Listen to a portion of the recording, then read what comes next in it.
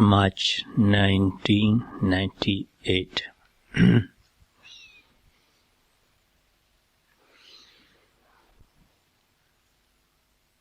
We'll deal with the 5 mental faculties.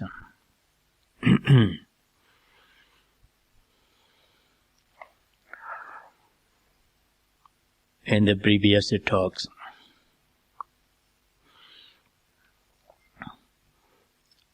I explained to you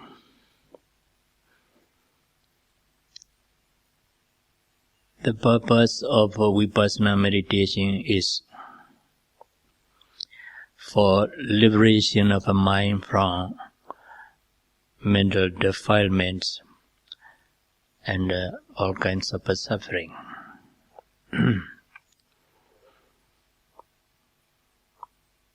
Then I briefly explain to you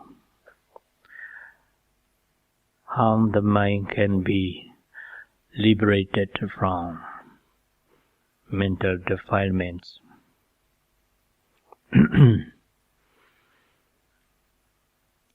As a result, how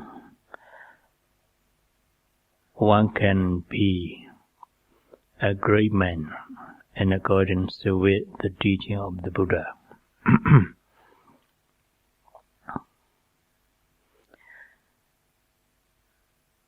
As I explained to you, to liberate mind from all mental defilements, we have to develop mindfulness meditation in accordance with the discourse of Mahasatipatthana Sutra expounded by the omniscient Buddha himself.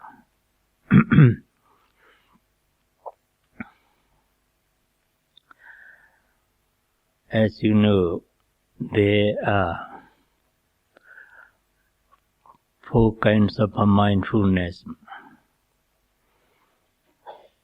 as taught by the Buddha.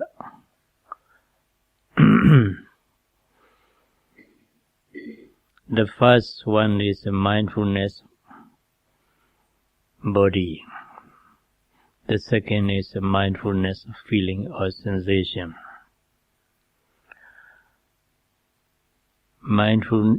The third is the mindfulness of consciousness. The fourth is the mindfulness of phenomena.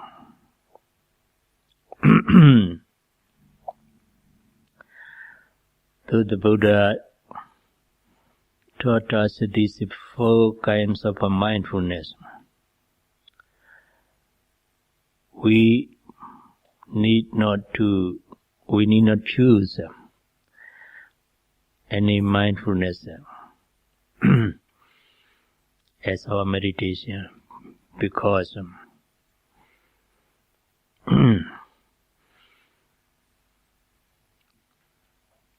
the noting mind or the observing mind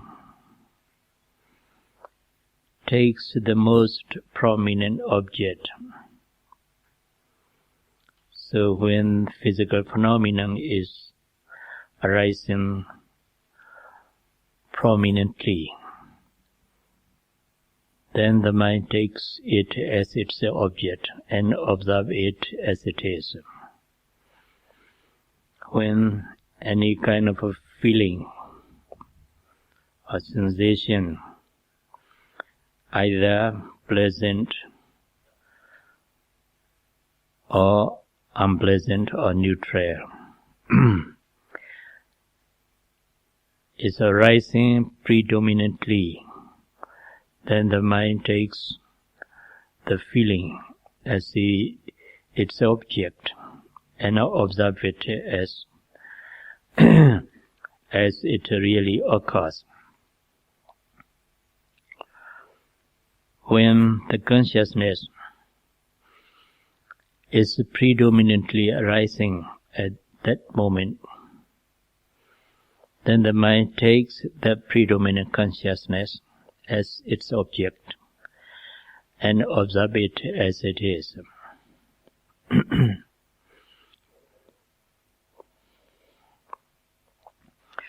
When any of a phenomenon, such as hindrances, aggregates, and fetters, or the truths, arising predominantly, the mind takes any of these things as the object of meditation and observe it as it really occurs. So we cannot choose any object as our meditation. Whatever predominantly arises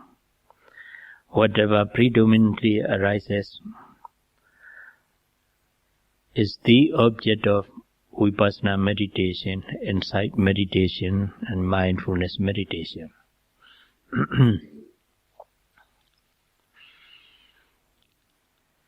So here I clarify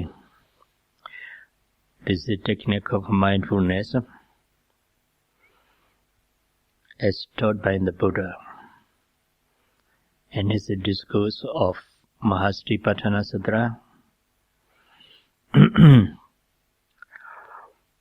so that some of the beginner or those who come late can understand the technique very well.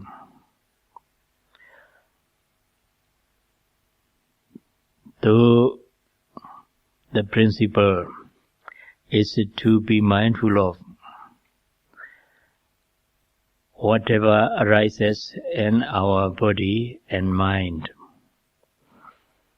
either physical process or feeling or sensation or consciousness or any kind of phenomena.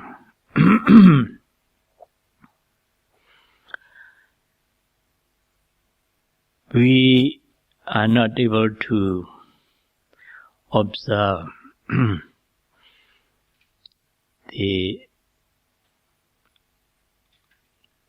any physical, any object which is a predominant in the beginning of the practice.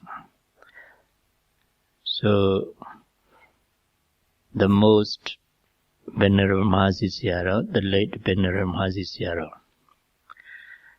teaches as a disciple to start with the rising movement and falling movement of the abdomen, because the movements of the abdomen is so to say ever present as long as a person is alive. So long as a person is alive, he has to breathe in and breathe out. When he breathes in, the abdominal expands or moves outwards. When he breathes out, the abdomen is contracting and moves inward. But the movement of the abdomen depends on a meditator's physical composite. So sometimes some of a meditator find the movement as inward movement and outward movement.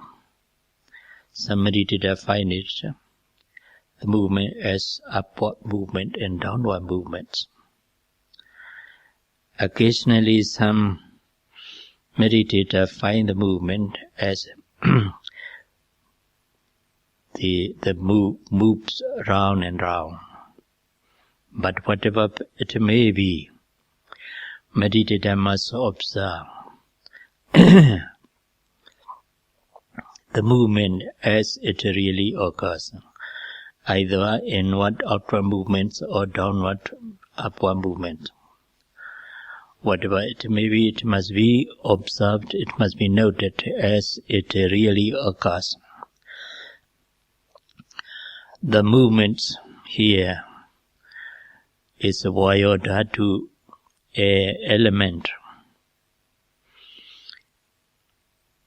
Vayodhatu element is one of the four primary material elements which must be thoroughly realized by a meditator. That's why we have to observe, we have to mindful of inward movements, outward movement, or upward movement or downward movements of the abdomen. In the beginning of the practice, for some meditator, there may arise a difficulty to find the movements distinct. So he may make his breath quick or vigorous so that he can find movements very clearly and distinctly. But he must not do it so. Because if he do this, in a short time he becomes tired. Because vigorous and quick movements of the abdomen is unnatural. The movements of the abdomen must be natural. So the breathing, it also must be natural. When a meditator observes the movement of the abdomen, how soft it may be, or how faint it may be, if he observe it attentively enough, he finds some degree of movement. He observes it as much as possible. Later on, when his concentration becomes deeper, then he will be able to see the movement very clearly and distinctly. So the breathing must be normal, and the movement also should be normal.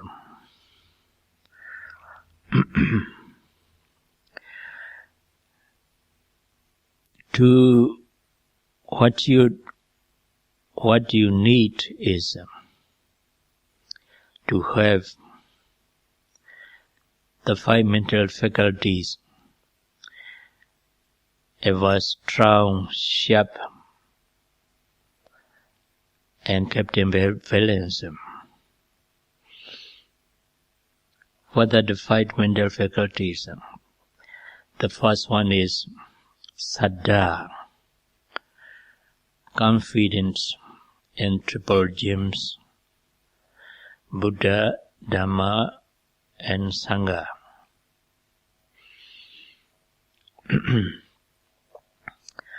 Especially in the technique of the meditation you are practicing now, that's the Dhamma. This is Saddha. Confidence must be firm and strong enough.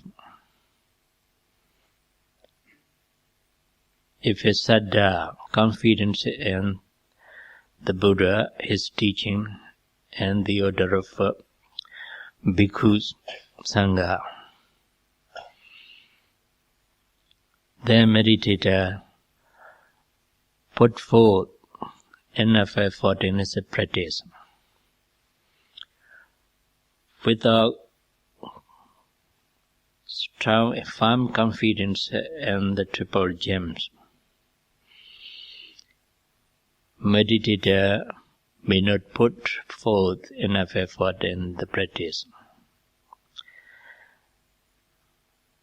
With a firm confidence, meditator put forth strenuous effort in the noting or the observing of phenomena. He watches or observes the object attentively, mental states, either mental states or physical process, attentively. If he puts forth enough effort in the practice, he is able to observe each object attentively enough. If any object is noted lightly and superficially, it's not useful. When any mental state or physical process is observed lightly and superficially, the mind goes out very often, wanders and thinks about something else. Meditator cannot concentrate well on the object. So meditator needs to have attentiveness, observing each object very attentively. To observe or to be mindful of attentively, he needs enough effort. That effort or energy is called viriya in Pali. This effort is also one of the 5 mental faculties. When the mental effort or energy is enough, meditator can observe whatever arises, either mental states or physical process, attentively. He will be able to be mindful of whatever arises in his body and mind as it is. By being mindful of any mental states or physical process as it really occurs for the whole days, without a break, then mindfulness becomes gradually continuous and constant and sustained. When the mindfulness becomes constant and continuous, it becomes powerful. Then the powerful mindfulness gives rise to deep concentration. This mindfulness is also one of the 5 mental faculties.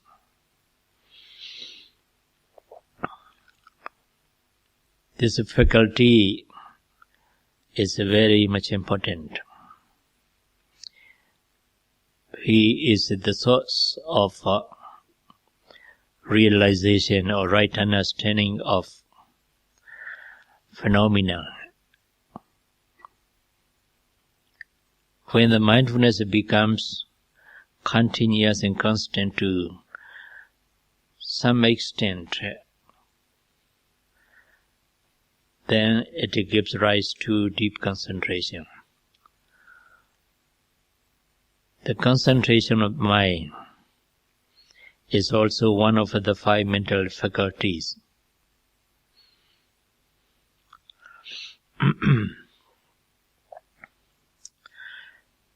Concentration of three types. Upachara Samadhi, access concentration. Apana Samadhi, absorption concentration, or jhana concentration. Khanika Samadhi, momentary concentration. By means of a samatha meditation, meditator can attain either Upachara Samadhi, access concentration, or Apana Samadhi, absorption concentration, or both. But Vipassana meditator is not able to attain both of these concentration, access and absorption concentration. Vipassana meditator, insight meditator, attains Khanika Samadhi, momentary concentration, because he doesn't take a single object of a meditation. He takes many varieties of mental states and physical process as the object of meditation. So his mind stays with one object momentarily. When that object has disappeared, it takes another object and stays with it momentarily. Then another object, this object passed away, and then another object rises. Then it takes another object momentarily. In this way, the mind, the noting mind, the observing mind,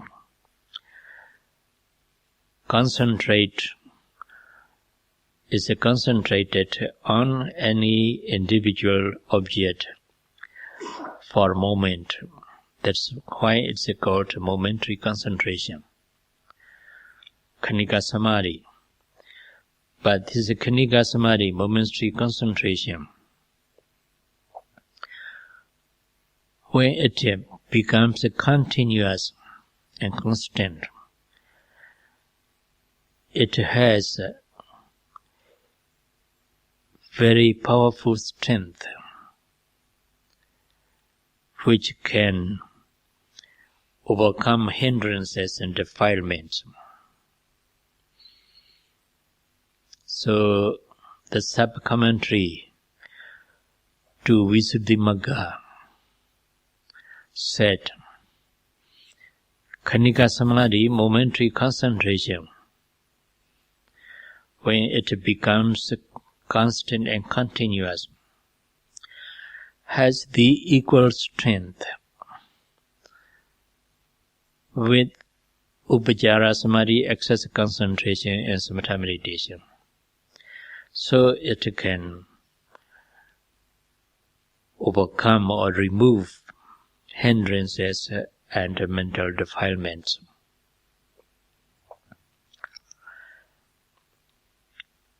To make this momentary concentration deepening, what we need is to have continuous mindfulness, observing whatever arises in our body, mind as it is.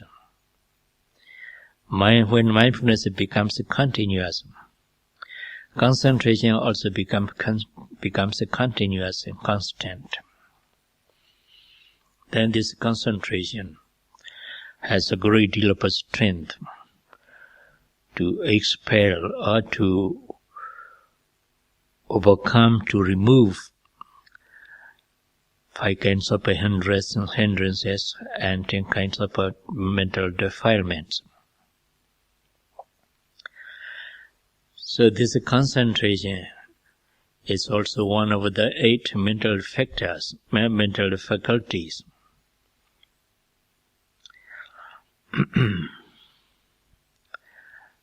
Then, when the mind is well concentrated on any mental state or physical process,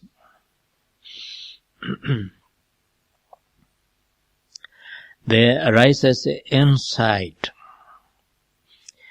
the intuitive insight into any mental states or physical process which is observed, and realizes it in its true nature. This is Vipassana jnana, we call it, insight knowledge. This insight is called panya, lokiya panya.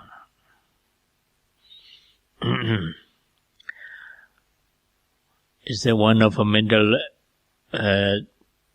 a five mental faculties, panya.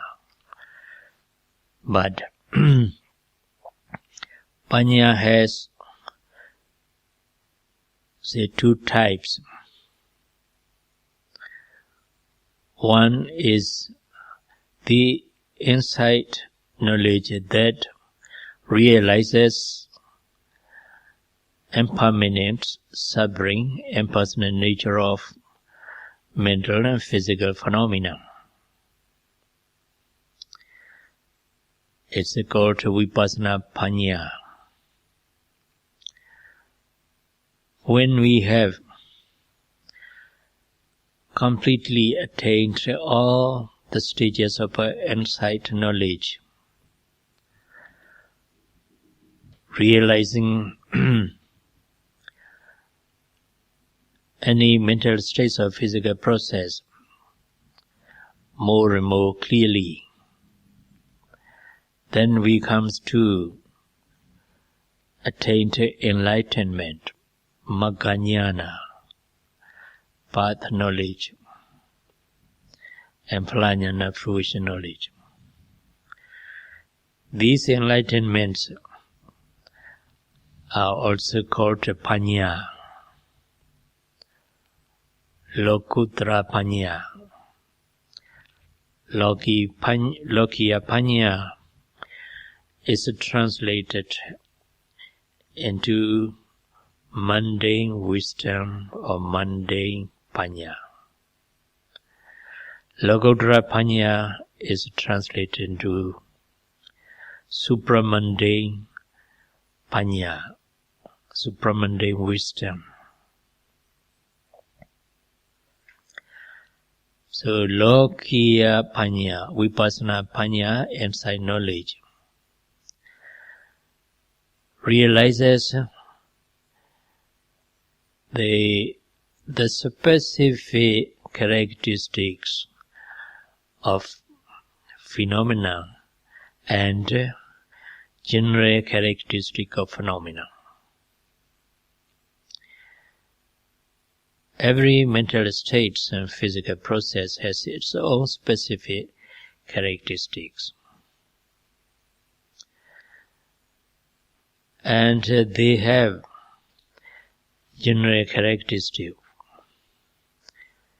Three kinds of general characteristics which are in common with all mental states and physical process.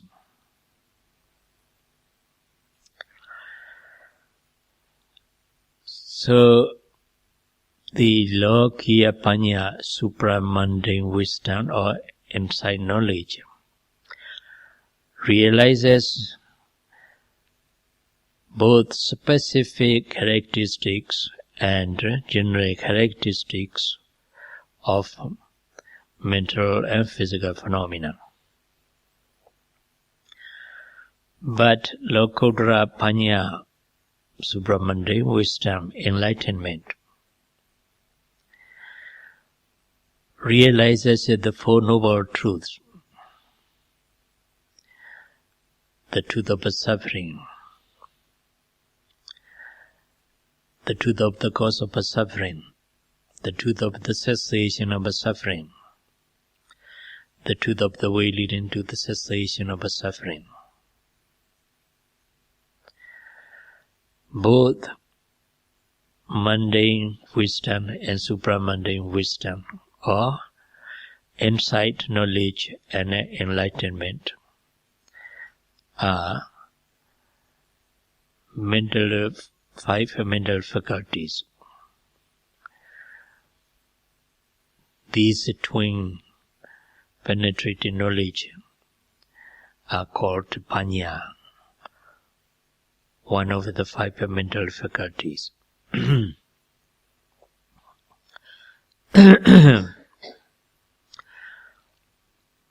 So, meditator must be endowed with these five mental faculties. In other words, these five mental faculties are the properties of a meditator.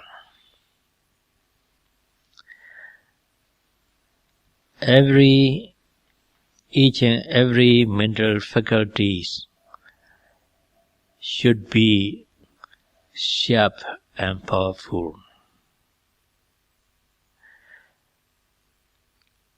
Confidence, saddha,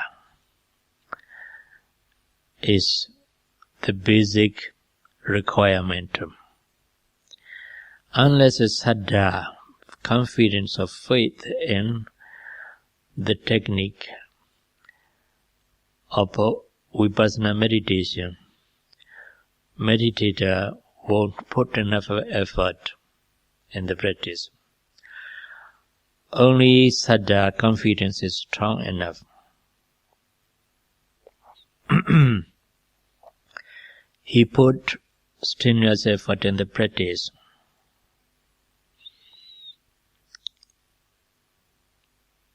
But sometimes, when meditator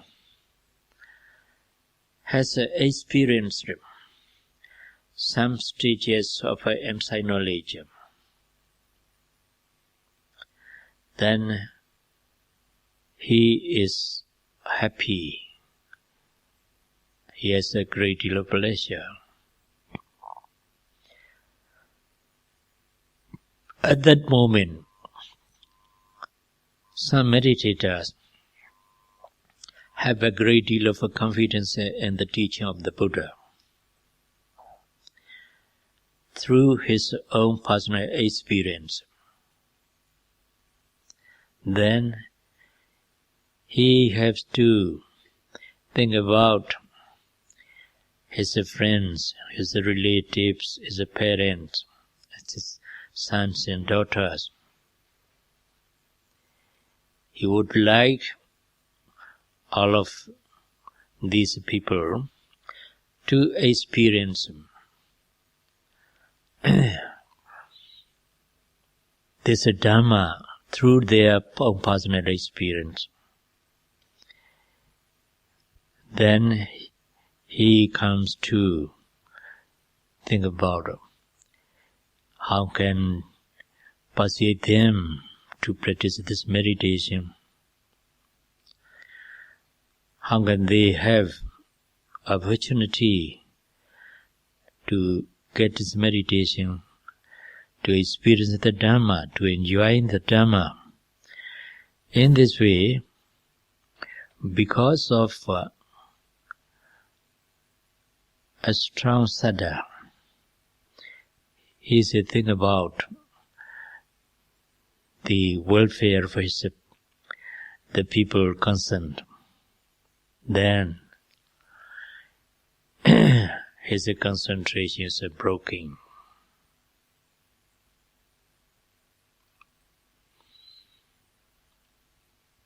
What should he do? Should he reduce his confidence or saddha? No, he can't. Because his saddha arises not by learning or not by listening to Dhamma, but by his personal experience of meditation. So he can reduce his saddha. Then what should he do? It's easy, not very difficult. But sometimes the meditators forget this technique. As you know, the principle of Vipassana meditation is to be mindful of whatever arises in your mind and body as it really occurs. So when any thought comes up, you observe it, thinking. When you have any desire to help your friends experience this Dhamma, the desire must be noted as a desire until the desire has disappeared. Sometimes some of a meditator feel sad about their departed parents. My parents did not practice this meditation and did not realize the Dhamma, did not experience such things. In this way, he may cry over the death of his parents. There also, he should observe thinking. If he feel sad, until the sadness has disappeared. Meditation, either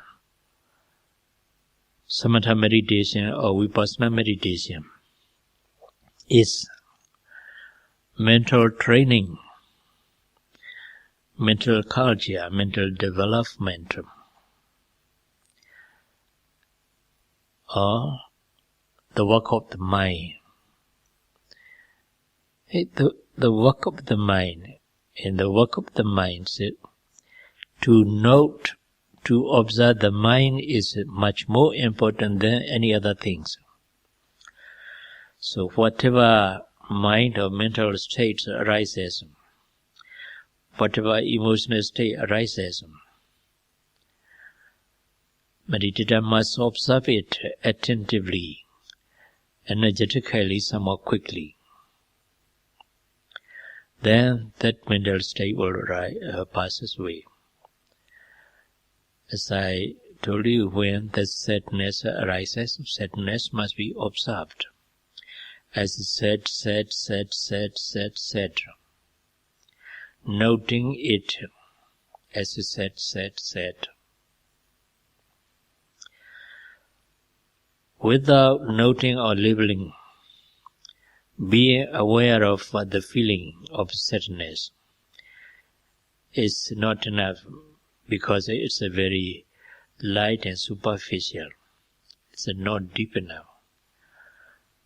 The noting and the labeling helps the mind to focus the feeling of sadness more precisely. Then he comes to realize that sadness is nothing but a mental state. Then sadness has passed away.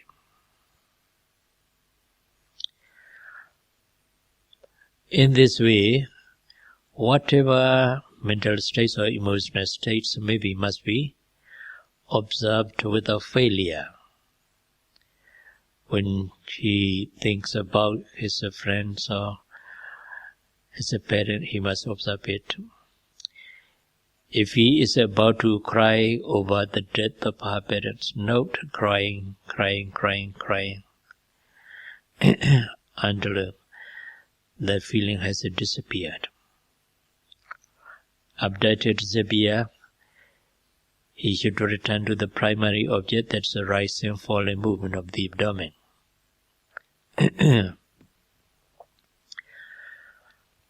Sometimes a meditator may feel lazy or reluctant to practice. That laziness and reluctantness must be observed as it is.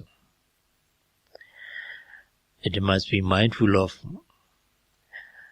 attentively and precisely as it really occurs, then that laziness will go away.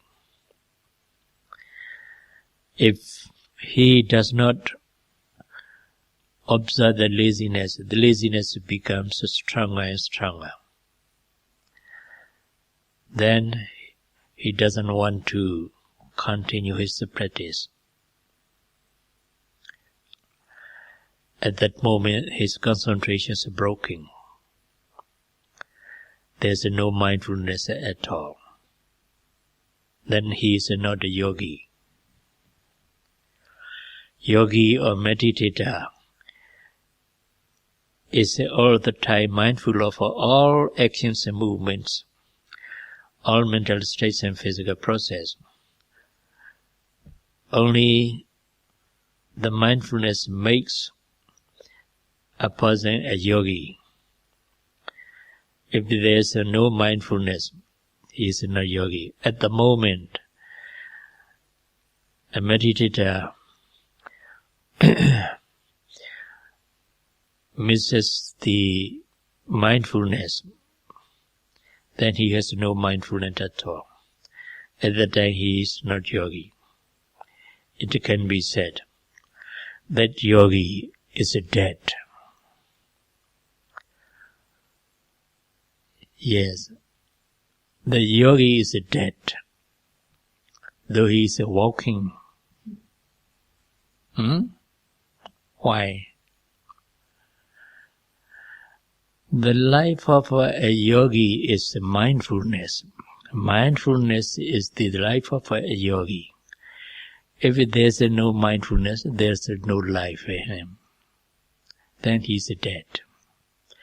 Though he's walking or though he's eating his lunch or breakfast, if he is not mindful of anything, then he's dead.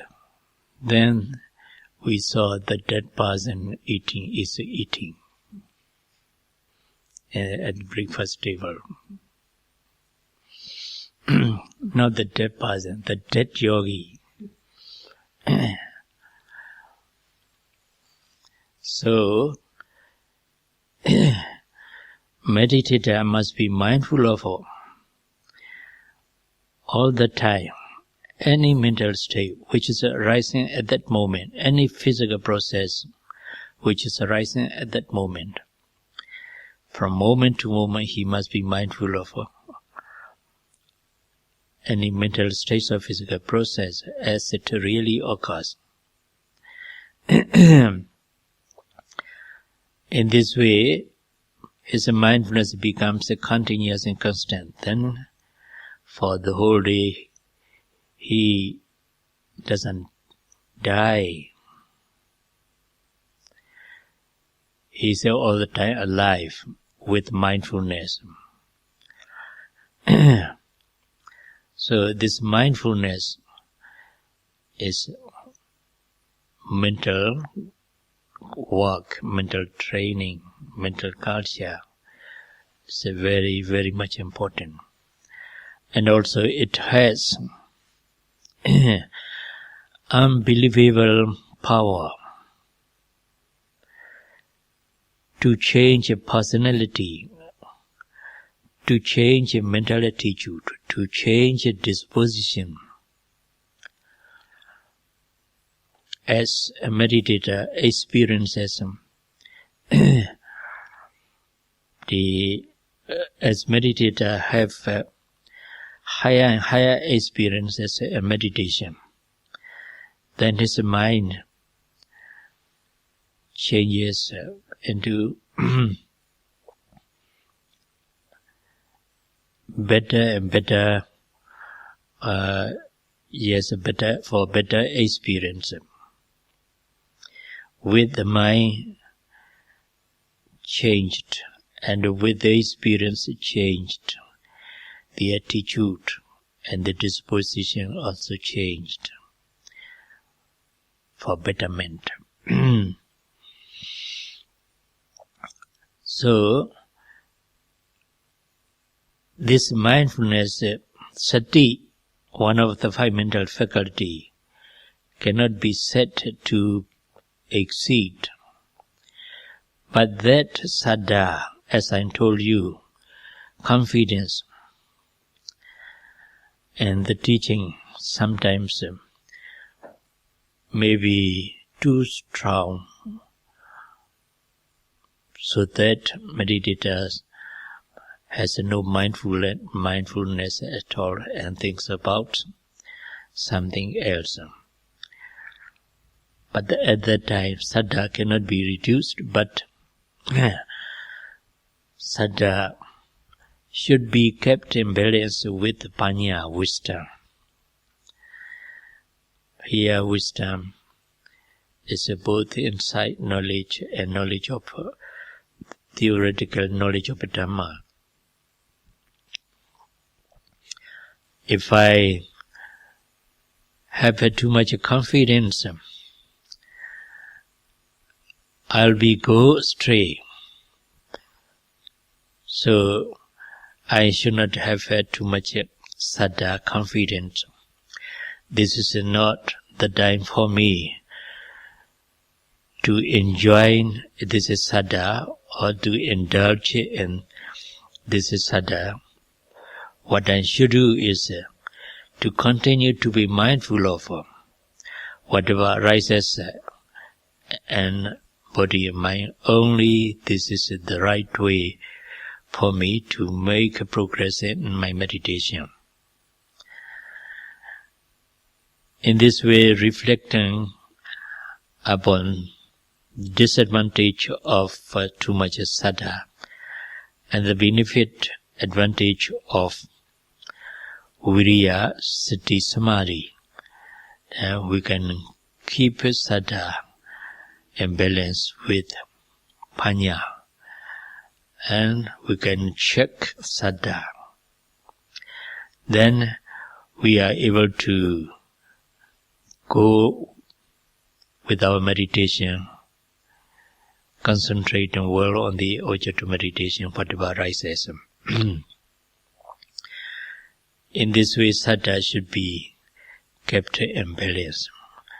Though saddha is necessary to be firm and strong enough, but it must not be too much. In the same way, viriya, energy or effort, is needed to be strong enough, strenuous enough. But sometimes viriya may be too much, too strong or stronger than concentration. It's also not the desirable thing. Viriya, energy, must be kept in concentration, in balance.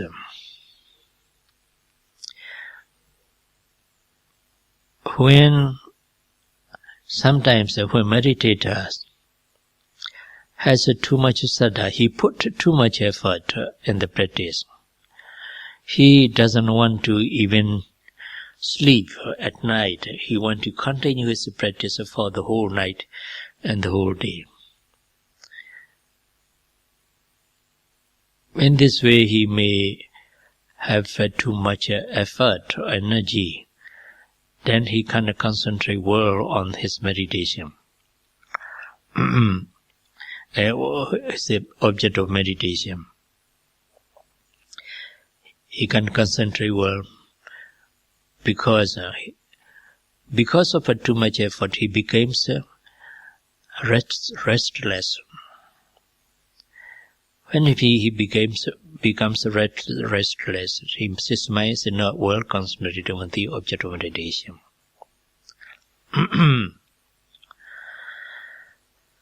But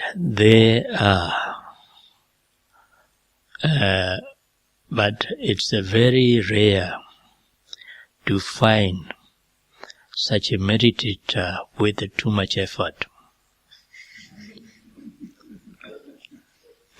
Yes. So we should not worry about it. We should not worry about it. Only what we have to do is to push meditation, push all the time. To be aware of all daily activities and more detailed. To note or to observe any mental state which is wandering or thinking, imagining, and so on. Sometimes the meditator is lazy. Though he has thoughts and also he is realize it, but he is lazy to note it. Then he doesn't note thinking, wondering. Just see it, look at it as it is. Then the mind goes out, keeps going on very, very long, say 2 minds or 3 minds and so on. That laziness must be noted. Laziness or any mental state, good or bad, when it's noted, it's go away. But the noting should be attentive enough, attentive and precise enough. Yes, when the meditator has too much effort or too strong effort, sometimes we have to instruct him to note few objects, not many objects.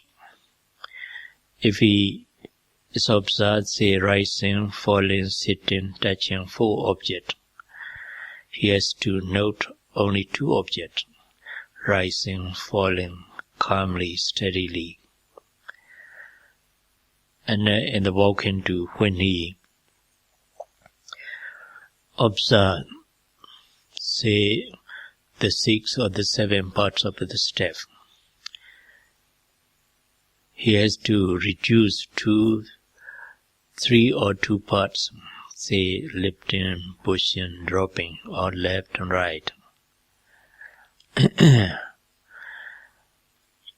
Some meditators with too much effort becomes restless. Then he can't stay in a place far from his mind is concentrate from the concentration.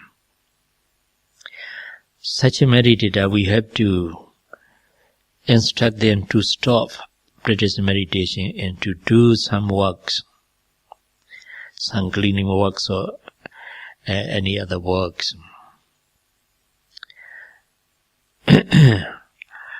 But as I told you, it's very rare to find such a meditator, so we need not worry about it. Sometimes the concentration is too deep.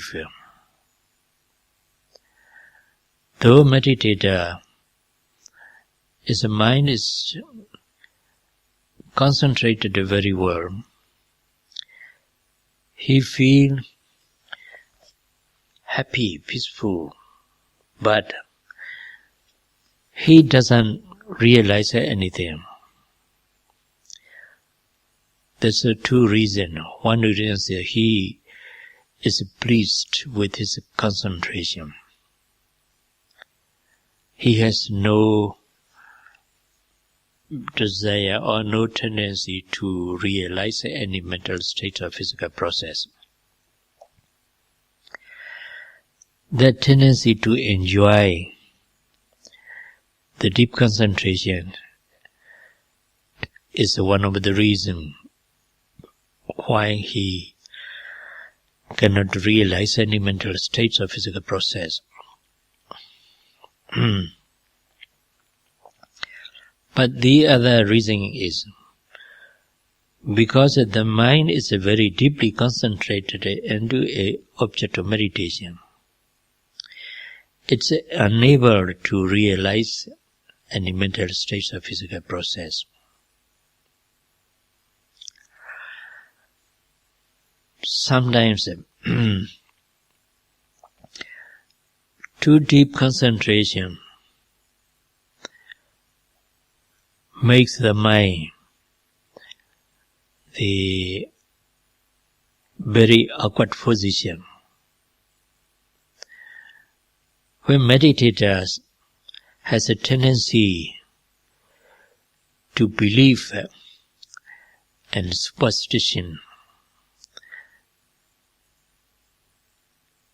such as ghost or yaka or any other undesirable invisible things, if he believes, takes interest in it, that deep concentration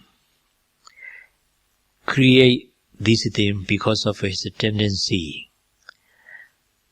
Then he may be afraid of these things. So sometimes, but it's also very rare. What's happened is when the concentration is too deep, meditator's effort becomes weaker and weaker. Because though he doesn't put effort in the noting, concentration, the mind is concentrated very well.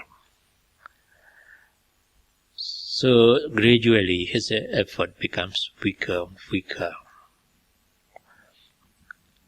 Later on, the effort is very, very weak. When the effort or energy is weak, the mind can't be concentrated well on the object. So it gets into sleepiness, sloth and torpor. Because of the lack of effort, the concentrated mind becomes sluggish and heavy. Then it changes into sleepiness and sloth and torpor. Then in this case, meditator has to put more effort in the practice, note more and more objects, so that his mind becomes alert, more active and alert. In this way, too much concentration should be kept in balance with the effort. But this correction of the 5 mental faculties in a meditator is done by his teacher. If the meditator is not skilled in correcting his 5 mental faculties or keeping it in balance, the meditator the teacher knows this meditator has too much saddha or too much wisdom, or this meditator too much concentration or too much effort and so on. Then the teacher can correct him, making him keep balance and the balance, his 5 mental faculties in balance. So the most important thing is